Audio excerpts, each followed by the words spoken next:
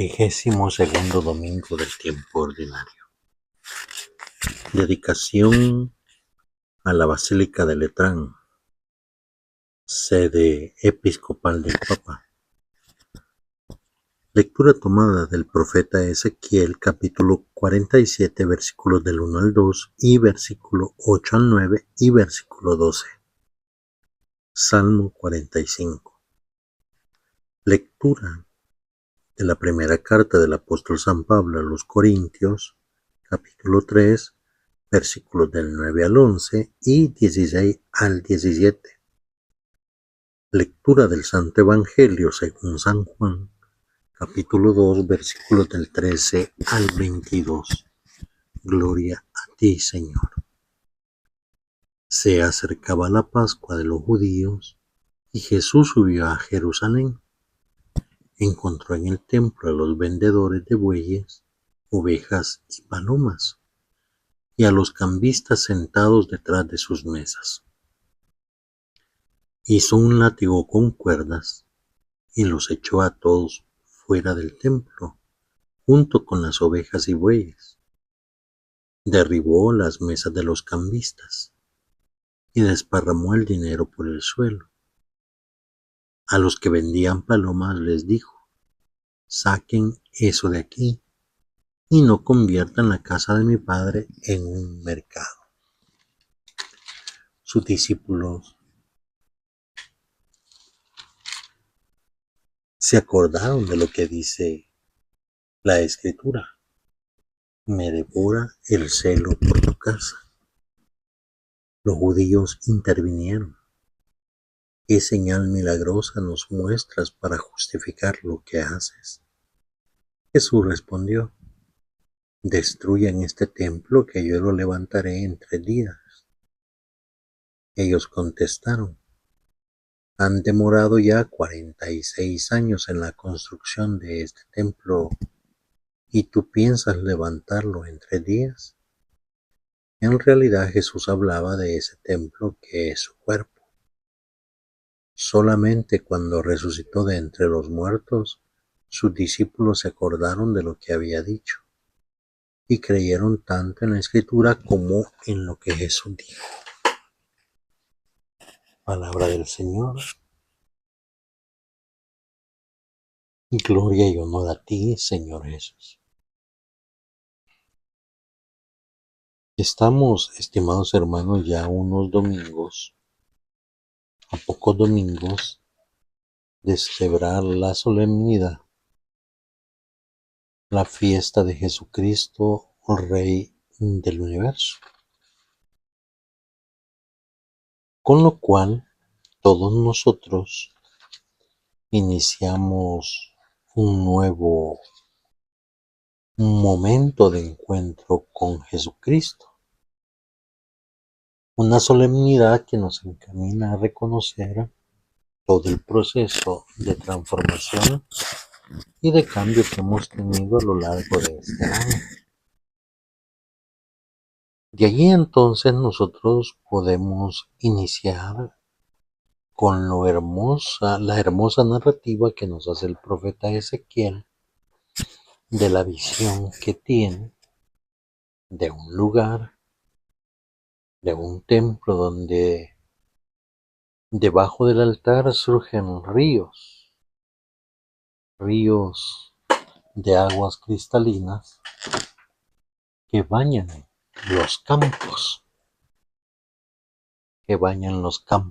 áridos. Cuánta aridez tenemos muchas veces nosotros en nuestra vida por tantas situaciones que vivimos diariamente. Se va resecando todo.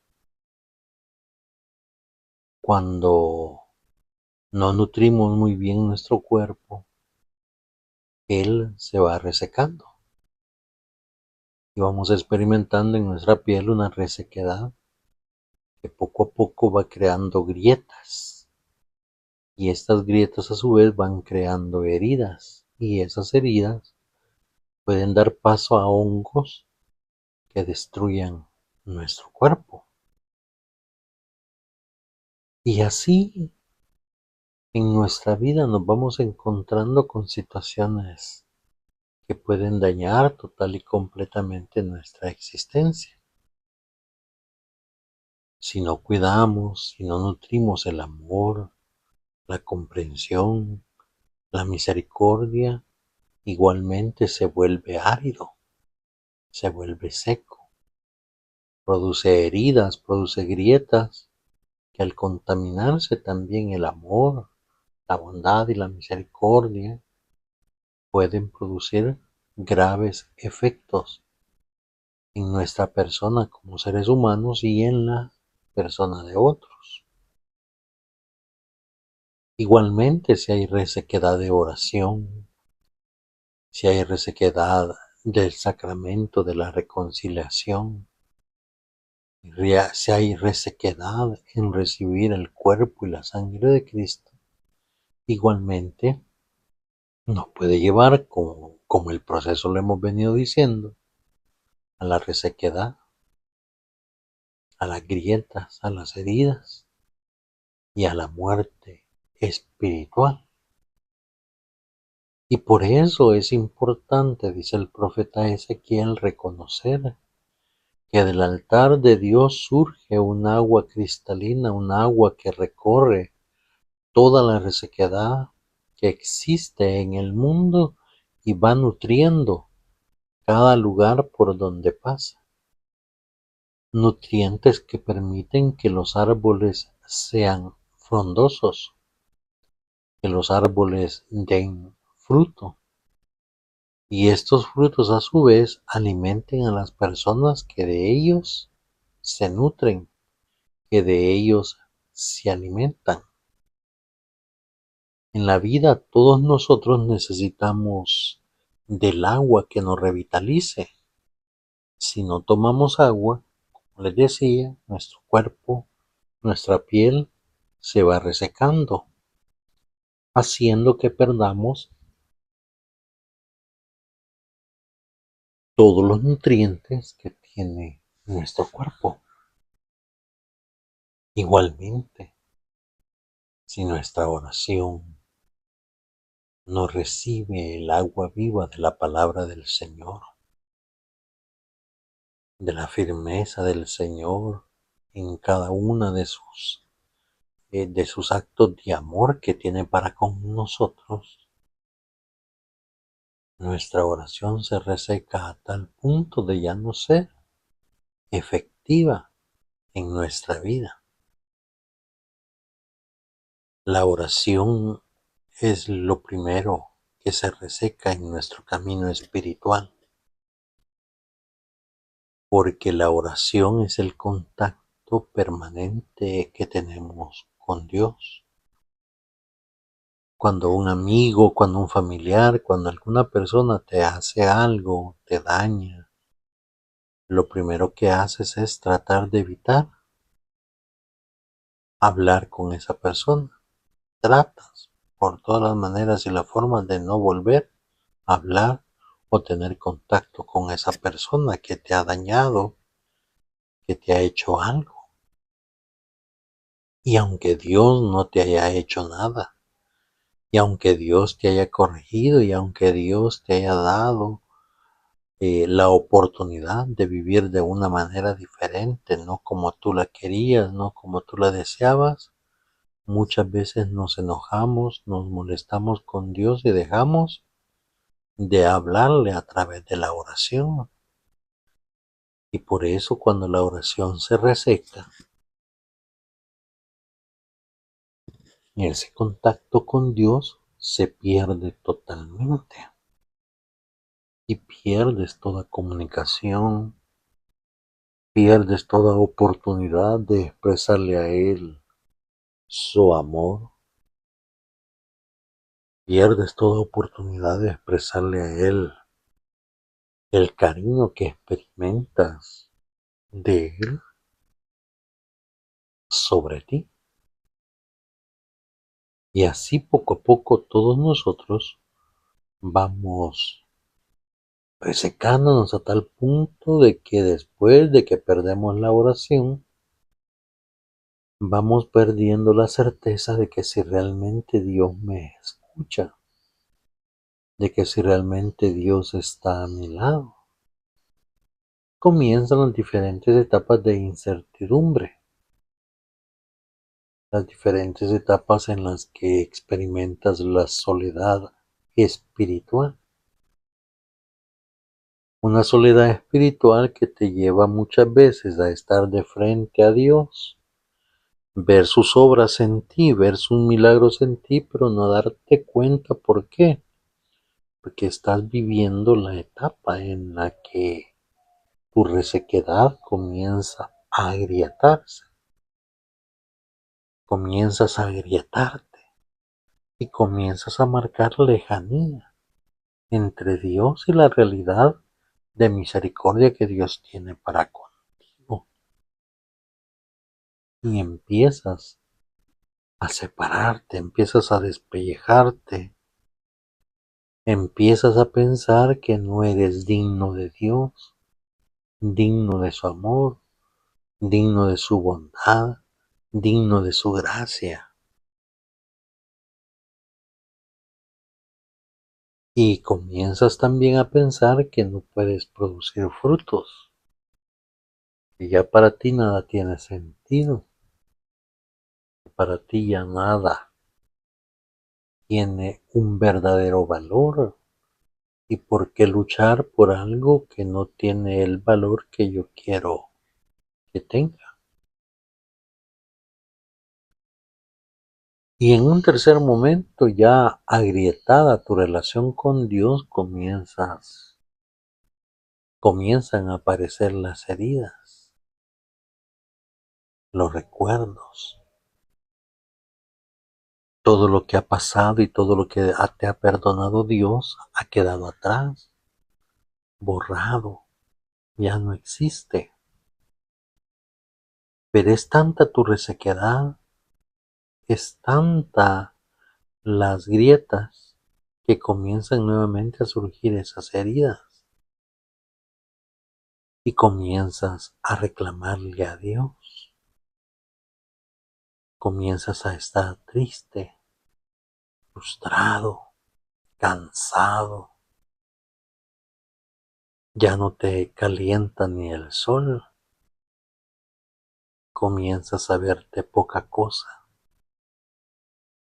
y piensas que qué sentido tiene la vida para ti si la vida solo te ha causado dolores y sufrimientos. La vida solo te ha causado tristezas y angustias. ¿Para qué seguir viviendo en un mundo donde todo está en contra tuyo? Y las heridas comienzan poco a poco a infectarse y comienza un proceso en el cual esas infecciones comienzan a hacerte fallecer,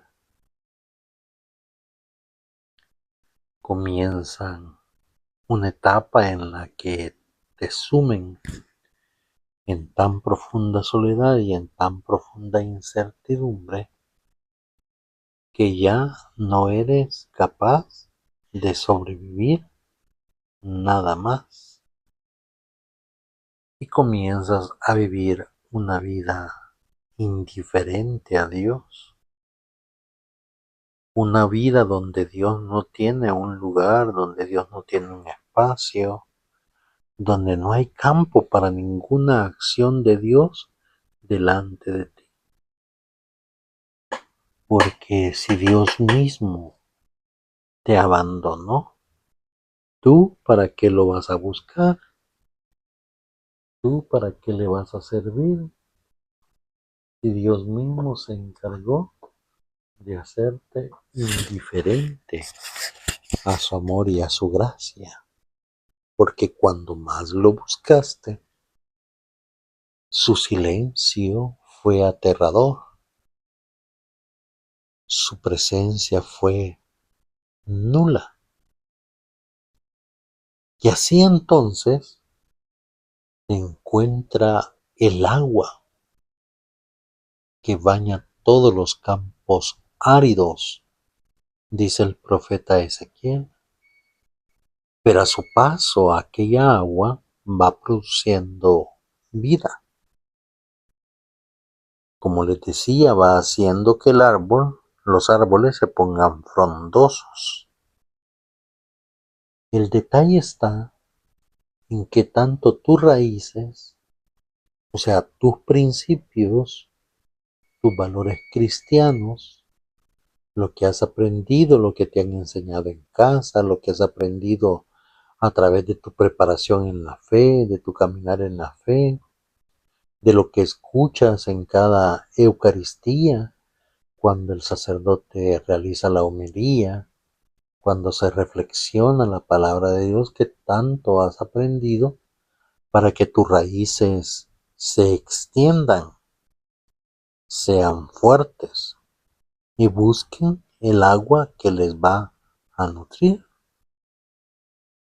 Es importante entonces que todos nosotros reconozcamos que para nutrir el árbol de nuestra vida, que para nutrir nuestra espiritualidad, debemos de tener bases sólidas.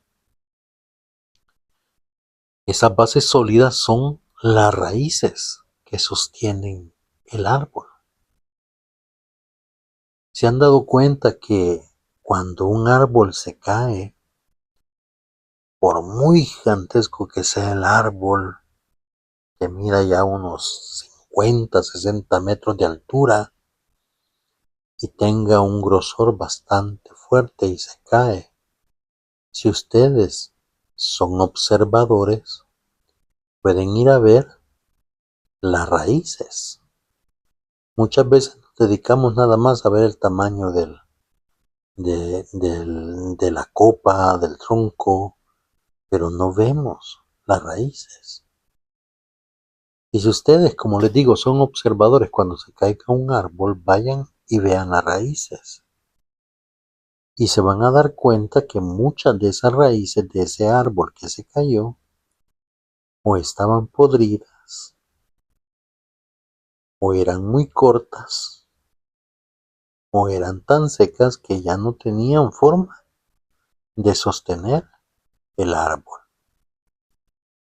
Pues igual pasa en nuestra vida, y especialmente en nuestra vida espiritual. Si nosotros no logramos entender o comprender lo que es la base de nuestra fe, la base de nuestra vida, al igual que aquellos árboles que se caen, todos nosotros estamos destinados a que nos suceda lo mismo. ¿Qué debemos de entender, qué debemos de comprender con respecto a la base y a las raíces que están en esa base de nuestra vida? Primero debemos de entender quién es o para qué sirve la base. La base sirve para sostenerte, para equilibrarte, para nutrirte, para aferrarte, para engancharte. ¿Se han dado cuenta que hay árboles, hay plantas que echan tantas raíces que cuesta? Cuando tú quieres trasplantar esa planta o trasplantar ese árbol, cuesta. ¿Por qué? Porque sus raíces son tantas y tan frondosas que se hace casi imposible poderlo arrancar. Y por eso las raíces son fundamentales, la base es fundamental en la vida de todo árbol. En nuestra vida espiritual también las raíces son fundamentales. ¿Quién crea las raíces? ¿Quién crea esa base? ¿Quién la fundamenta de una manera tan sólida y tan fuerte? La respuesta a esta pregunta la encontramos en la primera carta del apóstol San Pablo a los Corintios, el cual nos está hablando de la importancia que tiene el construir nuestro templo. Fíjense, Ya Pablo, a diferencia de Ezequiel, no lo presenta como un árbol, lo presenta como una edificación, como un templo. Para construir un templo, dice Pablo, es importante primero que se tengan los cimientos, que se tenga la base. Después vamos construyendo poco a poco distintas etapas. Etapas que debemos de respetar porque nadie va a venir, dice Pablo, nadie va a venir a botar lo que ya se construyó para poner lo que él va a construir. ¿Qué significa esto? Por ejemplo, en nuestras parroquias sabemos perfectamente que los sacerdotes, con las nuevas normativas, después de todas las situaciones que ha vivido la iglesia, para que las personas no se aferren, el sacerdote se aferre, ni tenga, por así llamarlo, este, eh, como les digo, para que no tenga lazos afectivos con alguna familia, con alguna persona, pues la normativa de la iglesia es hay que moverlos.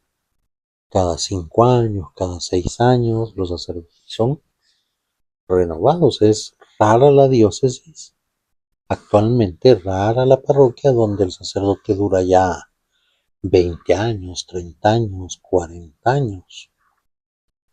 Y si se dan cuenta, si nos damos cuenta, cada sacerdote que ha pasado por nuestra vida, si no hemos caído en esa tentación de decir, ay, es que este nuevo sacerdote no me cae bien, ya no voy a ir, si no hemos caído en ese juego tan infantil, tan poco falta de fe, ese estilo de pensar, nos damos cuenta que cada sacerdote ha puesto una hilada en la construcción del templo. No solo del templo a nivel parroquial, sino a nivel del templo espiritual, del templo personal. Dentro de esto no solo están los sacerdotes que van poniendo hiladas en la construcción de nuestro templo espiritual, también hay hermanos de la comunidad, líderes del movimiento al que pertenezco, y así hay experiencias, hay tantas personas que ponen su hilada en la construcción de nuestro templo.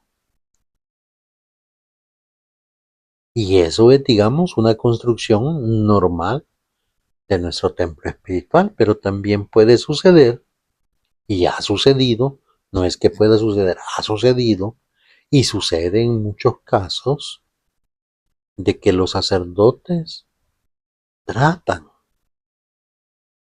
los líderes de la comunidad, los líderes de movimientos, destruyen la hilada que ya se colocó por debajo a la que ellos van a construir encima. La destruyen. Lastimosamente hay muchos hermanos sacerdotes que eh, se llenan, no sé si solo de celos, o también llegan a nivel de envidia, o llegan a nivel de no tener raciocinio, no tener pensamientos claros, de verse vulnerables o de verse tan pequeños y no ser capaces de aceptar lo que otro hizo. Y a veces nosotros como feligreses tan hermosos, tan bellos que somos, que nos encanta recordarle al nuevo, es que el padre que estaba antes no lo hacía así.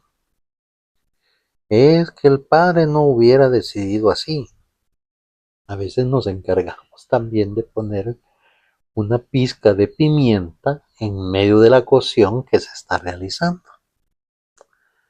Y somos tan hermosos y tan bellos que normalmente lo recalcamos. El detalle está que a veces no sabemos que tanto ese sacerdote sea tan maduro como para aceptar las hermosas palabras que nosotros les podamos decir.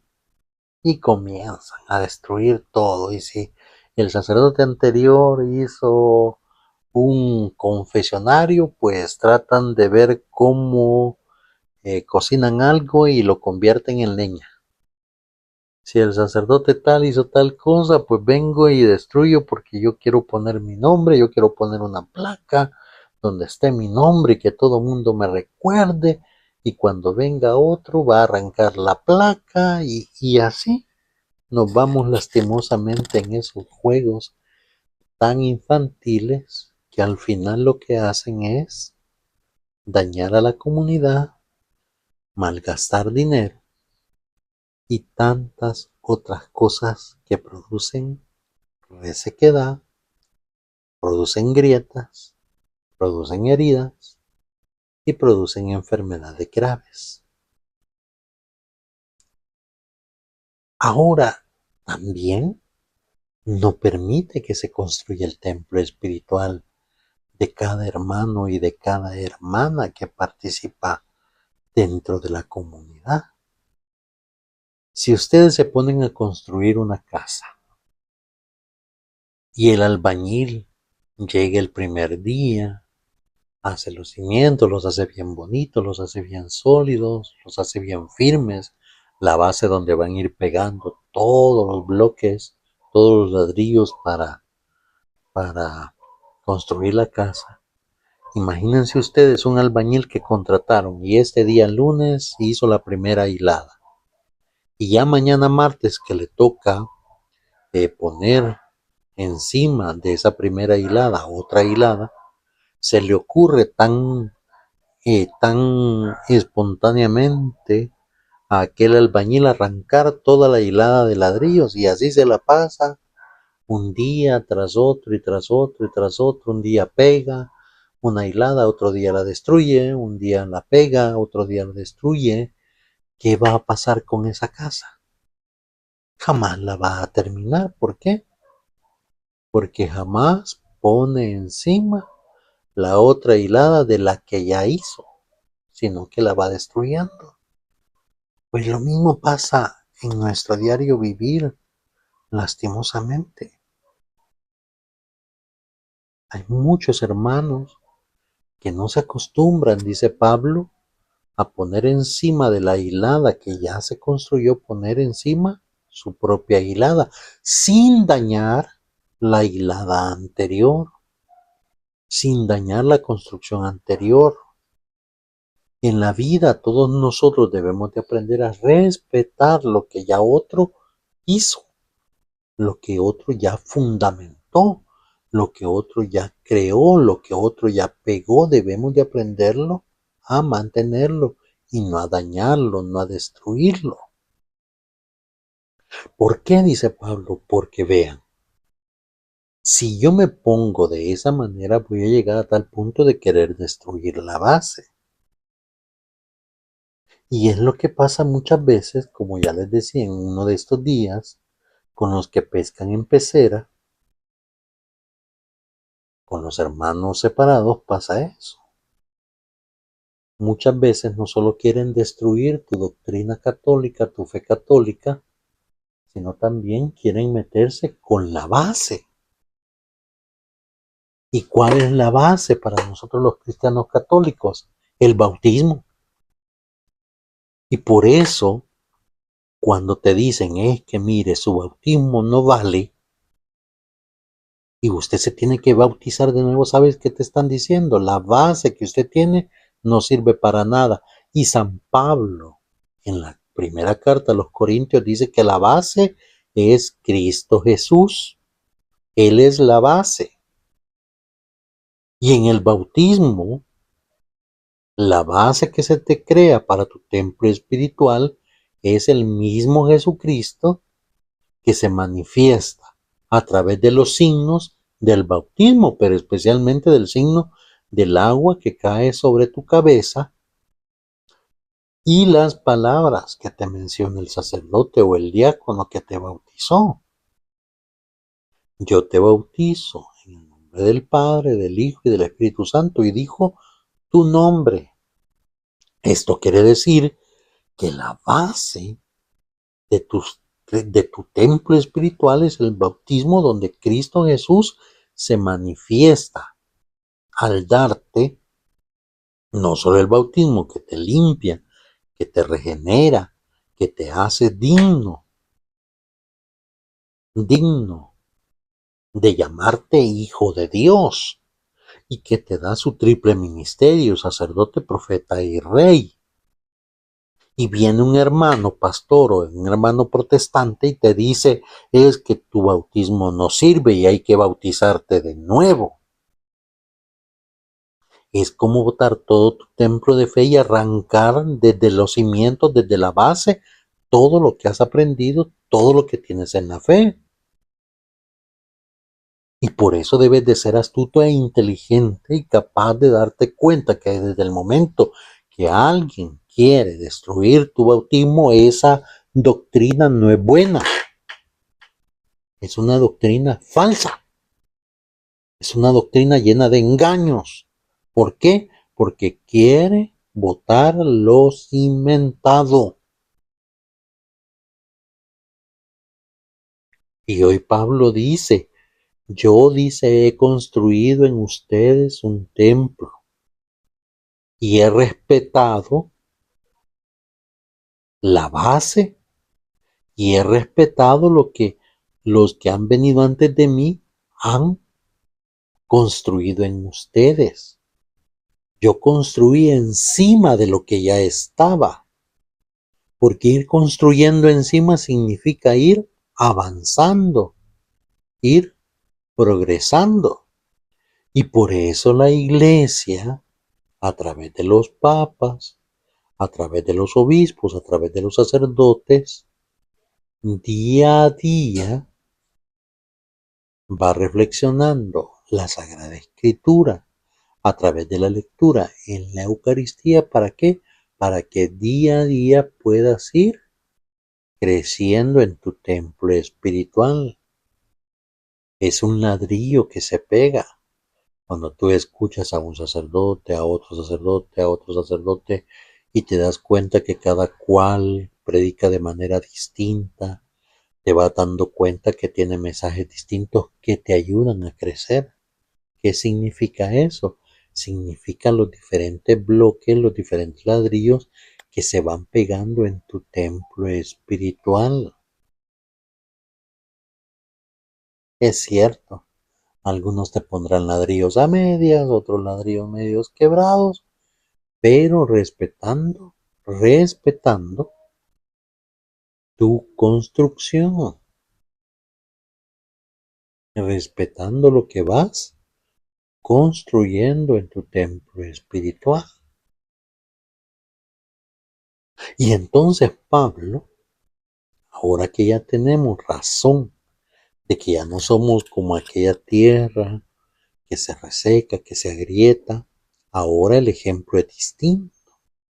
Cuando ya somos un templo espiritual, el problema es qué tan buena es esa construcción con los bloques que le colocamos, con el encementado que le ponemos. Qué tan bueno es, por ejemplo, estimados hermanos, qué tan bueno es el concreto que le vamos colocando para rellenar los bloques. Y es ahí entonces que nos damos cuenta que también las construcciones se enferman. ¿Cuáles son los procesos degenerativos de una construcción? La humedad, el moho, la, eh, la destrucción que sufre el acero, la debilidad del acero. Así vamos encontrando espacios donde se puede colar el agua, se puede filtrar el agua, se puede filtrar el polvo. Surgen las hormigas, que de repente ves que de un bloque, de una parte del cemento, aparece un hormiguero. La construcción también, a pesar de que la podemos ver sólida y fuerte, también, al igual que la tierra, puede tener diferentes aspectos que te lleven a que se pueda caer esa construcción. Una mala cantidad de arena con grava, con cemento puede producir eso. El que no se coloquen bien los bloques puede producir que quede sin ángulo, en una parte sea más grande, en otra no, que no quede aplomada. O sea, todo eso es importante en la construcción y por eso es importante y es por eso que la iglesia pide que todo cristiano católico se forme, lea, asista a formaciones, asista, que no solo se quede con ir a misa, sino que vaya y conozca los principios de fe. Por eso es que en tu parroquia, tu párroco se prepara cursos de liturgia, cursos de Sagrada Escritura, cursos de, de las cartas apostólicas, de las exhortaciones apostólicas, de las cartas pastorales de los papas. Prepara toda esa formación tu párroco. ¿Por qué? Porque de esa manera tú logras tener una buena construcción en tu templo espiritual.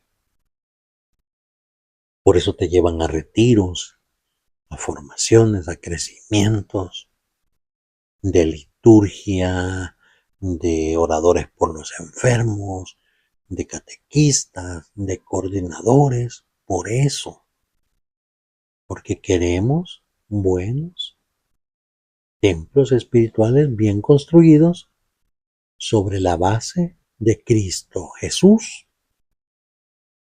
Porque todo lo que se te enseña, todo lo que se te forma, la base fundamental es Cristo Jesús y todo lo que depende de Él.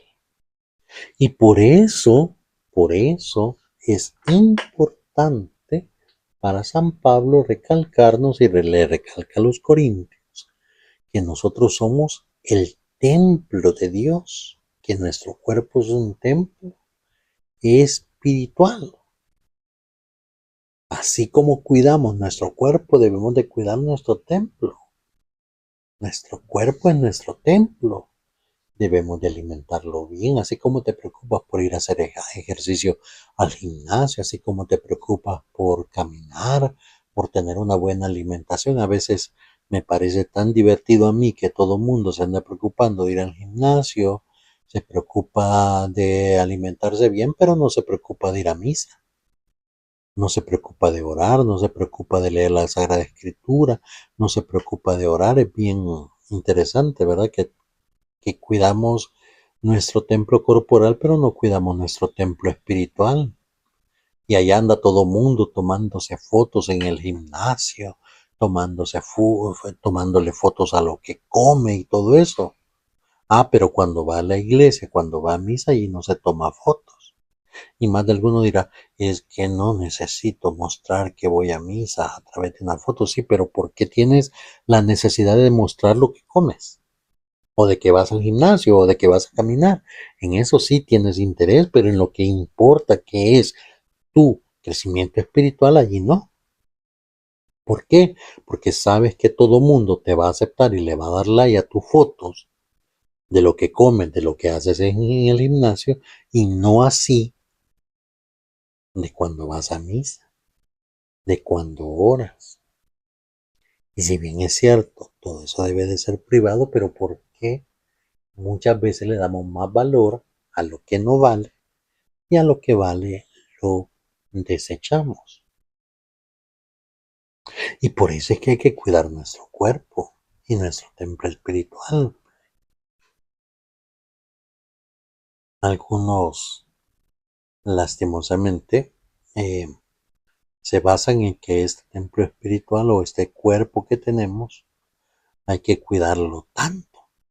Sí, pero al final este cuerpo vuelve a la tierra de donde fue tomado, y del polvo eres y al polvo volverás. Y aunque no quisiera entrar en el tema tan delicado como es el hecho de si acepto o no acepto un tatuaje en mi cuerpo, deberíamos de reflexionar acerca de eso. ¿Por qué? Porque a veces las personas que andan más tatuadas en su cuerpo físico, que se convertirá en polvo y al polvo regresará, muchas veces su alma, su espíritu, su espiritualidad es la más limpia de todas.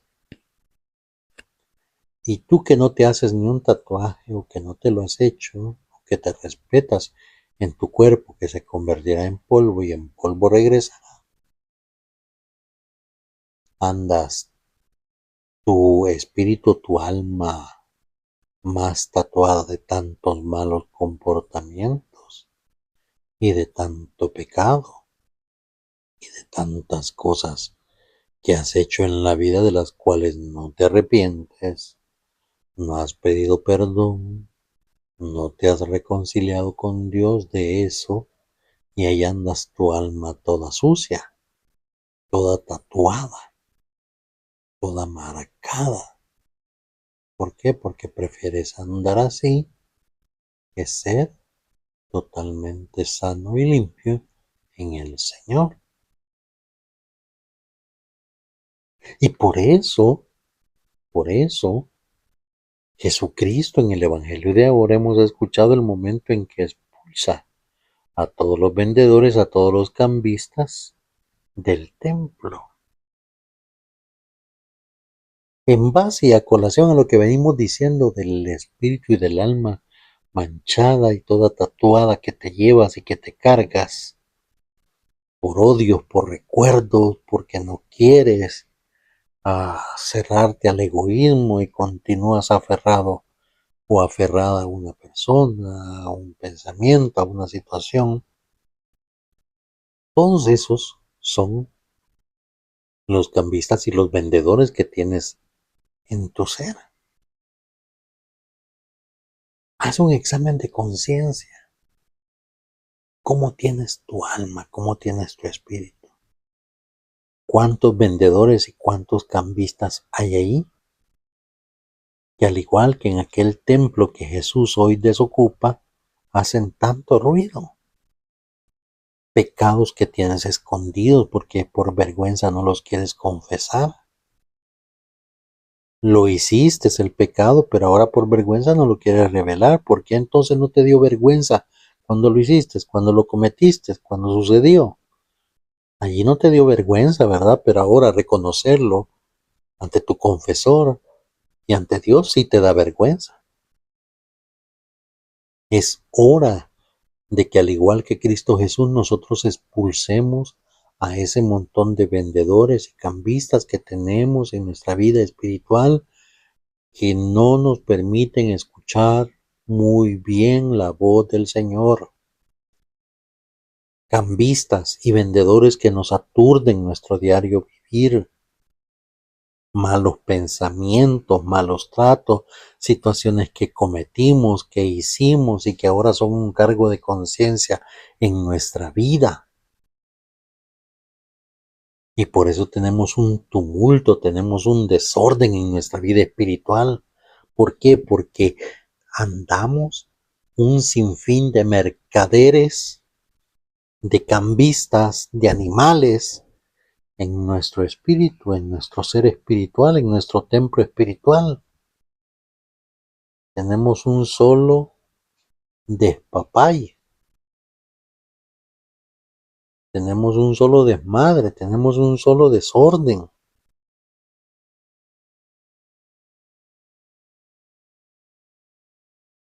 Y de eso no nos hemos dado cuenta, ¿verdad? De eso pasamos desapercibidos. Todo lo que traemos dentro, ¿hace cuánto no te confiesas? ¿Hace cuánto no le pides perdón al Señor? ¿Hace cuánto no reconoces tu condición de pecador? ¿Hace cuánto?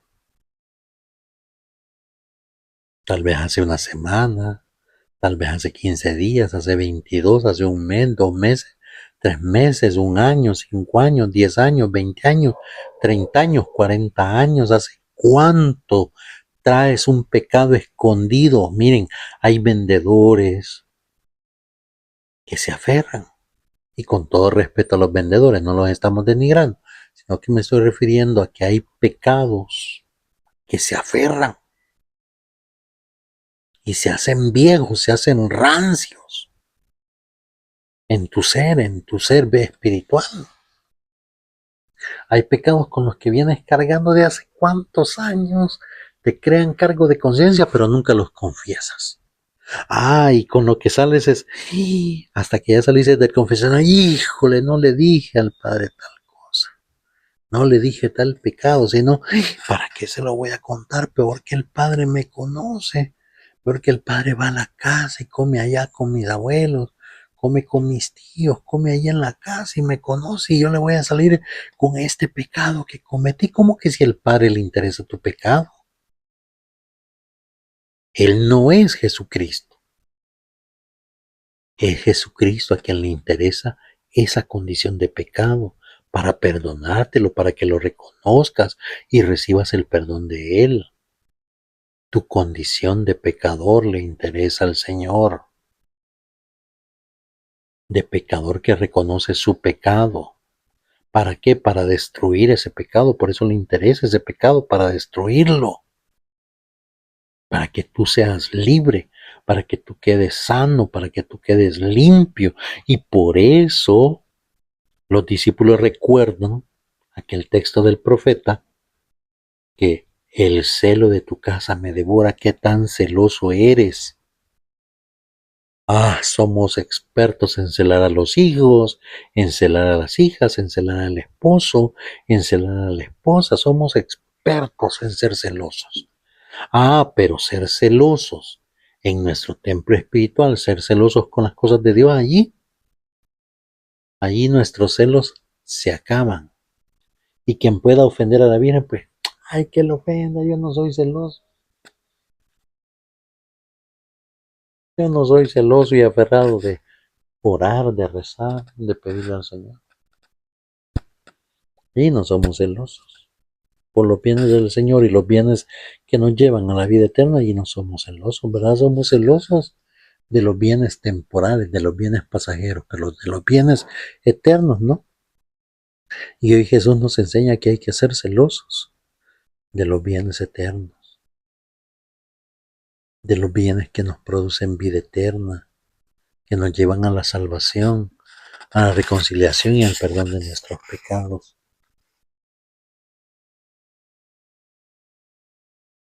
Todos se escandalizan y reniegan en contra de Jesús al ver lo que está haciendo en el templo. Y Jesús les dice: destruyan este templo y yo lo reconstruiré en 3 días. Bien retadoras las palabras de Jesús, ¿verdad? Bien retadoras.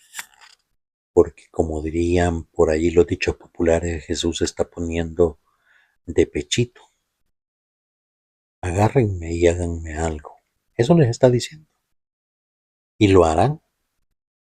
Planearán tanto la muerte de Jesús que lograrán que uno de los suyos lo traicione, lo entregue y muera en la cruz. Pero ese morir en la cruz para todos nosotros cristianos católicos es ganancia, no es pérdida.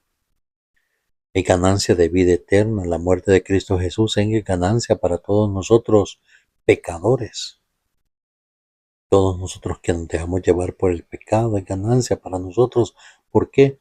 Porque gracias a su sacrificio, gracias a su amor que ha tenido de entregar todo su ser, todo su cuerpo, toda su sangre, hemos recibido el perdón nosotros a nuestros pecados, y a partir de ahí todos nosotros recibimos vida y la recibimos en abundancia. Desde entonces, todos nosotros tenemos a Cristo Jesús como base de nuestro templo espiritual, como base de nuestra vida. ¿Por qué? Porque sin Cristo no somos nada. Porque Cristo lo es todo en nuestra vida. Porque Cristo es nuestra base, nuestro fundamento. Y por eso estamos alegres y por eso somos dichosos y por eso nos vemos felices. ¿Por qué? Porque en realidad tenemos a un Dios lleno de tanto amor que no nos desampara, que pensó en cada uno de nosotros, que piensa en cada uno de nosotros y a pesar de que el pecado nos aleje de Él, a pesar de que el pecado nos vuelva indiferentes a Él sigue pendiente de cada uno de nosotros porque nos ama, porque nos estima, porque para Él seguimos siendo especiales. Estimados hermanos, que este domingo todos nosotros analicemos y veamos cómo está construido nuestro templo espiritual, que hay que reforzar, que hay que renovar para que sigamos siendo sólidos en nuestra fe. Estamos a un par de domingos de celebrar la solemnidad de Jesucristo, Rey del Universo. Que este domingo todos nosotros podamos limpiar nuestro templo, acomodarlo, reorganizarlo, pintarlo, darle una nueva pintadita a través de la reconciliación, que lo podamos mantener activo a través de la Eucaristía, que podamos comulgar, que podamos orar, leamos la Sagrada Escritura, escuchemos reflexiones, leamos los documentos de los papas, leamos todo lo que en doctrina podemos conocer y de ser posible, si el domingo de Cristo Rey del Universo nos podemos ofrecer en nuestra parroquia a dar un servicio, a prestar un servicio, a ayudar en algo al crecimiento espiritual de muchas más personas, hagámoslo. ¿Por qué? Porque allí veremos cómo realmente hemos renovado nuestro templo espiritual y cómo estamos dispuestos a que ya no lleguen tantos mercaderes, ya no lleguen tantas situaciones que en lugar de hacer de nuestro templo un lugar ordenado, un lugar digno, donde habite Jesucristo el Señor, que no sea un lugar donde Cristo no tenga ni un espacio donde estar. Ánimo pues, hermanos, caminemos en nuestra fe, alegres y felices de saber que prontamente celebraremos Jesucristo, Rey del Universo. Démosle like a este video, compartámoslo, activemos las notificaciones y si no nos hemos suscrito al canal, pues hagámoslo. Invitemos a muchos más hermanos nuestros a vivir un proceso de reflexión cada día a través de este canal. Alabado sea Jesucristo, por siempre sea alabado.